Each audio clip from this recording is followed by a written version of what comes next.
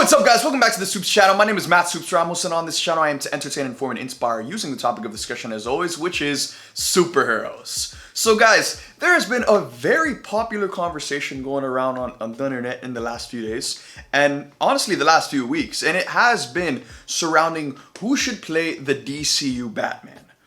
Obviously, this is going to be a very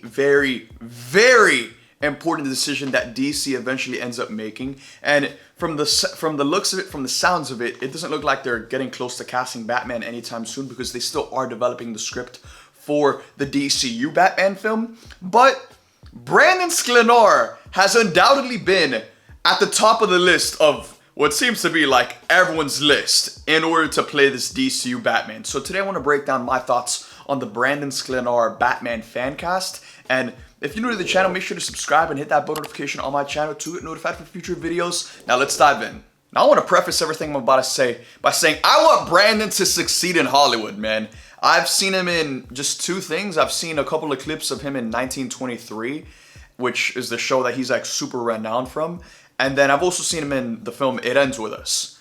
I really hope this man succeeds in Hollywood. I think he's currently filming an action thriller called Fast, which that brother bulked up for and certainly got the body for a film like that. So props to him for putting in that work. But when we're talking about who's going to play the DCU Batman, I don't think he's the guy. And hell, maybe they end up casting him as Batman. Maybe I end up getting proven wrong about what he can do as Batman. However, when I look back at all of the other actors that have played Batman, from Michael Keaton, Val Kilmer, George Clooney, Christian Bale, Ben Affleck, Robert Pattinson, these are all some of the greatest actors of all time, and for all of them across the board, you can argue that their best work is outside of what they did as Batman, that they are more known for their work outside of Batman than what they did with Batman.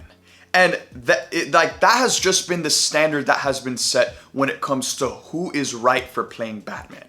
I don't think Brandon has necessarily proved himself as an actor yet, and being able to show range that is on par to what we've seen from all of the other actors that have played Batman before.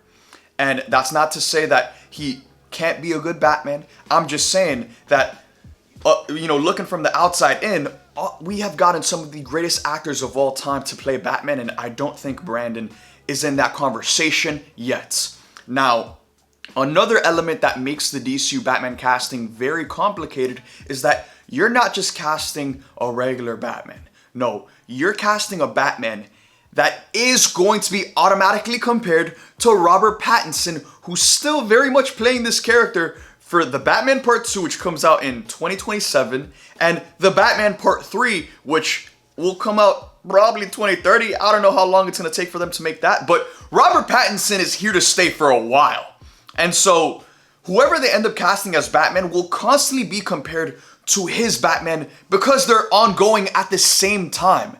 And that means that they got to cast someone who can be on that same level, or if not, surpass that level. And again, I don't think Brandon has proved that he can surpass Robert Pattinson as Batman if he were cast tomorrow. Honestly, the fact that Brandon is unanimously the one fan cast that's getting pushed the most, and he's talking about it in almost every interview, I kind of feel like this might be a social campaign that his team is running, which happens a lot in Hollywood. When an actor feels like they can get a role that will change their life, which Batman is one of those roles, sometimes they take extra steps to make sure they're the most talked about actor when it comes to that conversation. And Brandon is certainly that right now. So maybe this is a social campaign that his team is running, because I don't know if It Ends With Us and 1923 have that many shooters. Hell, maybe they do, but I think this is getting a little crazy. And this isn't a bad thing whatsoever, because hell, if any of us thought that we had a chance of playing Batman, we would all take the necessary steps in order to push ourselves forward to hopefully get that role. Me personally, I want an actor who has proven themselves to be extremely talented, have a lot of range, to be a chameleon. However, they're not popular whatsoever. maybe this guy comes from a theater background or just does indie films, and now he just crushes it in an audition for Batman, and James Gunn believes that he's going to be the person to step into this role and change it and define it for a generation. That's exactly how they cast David Corenswet as Superman. He wasn't necessarily a popular actor, but he had proven himself in his work. He came from a theater background and did the training, and then he came and knocked it out of the park in a Superman audition and got the role, and he's freaking amazing! They should cast Batman the same way. So with that being said, let me know in the comment section down below, do you guys like Brandon Sklenar as the DCU Batman? If not, who's your pick to play the DCU Batman? Let me know in the comment section down below. Make sure to like this video, subscribe, hit that bell notification on my channel to get notified for future videos. With that being said, thank you guys for watching this one. I love you guys 3000, and I'll see you guys next time.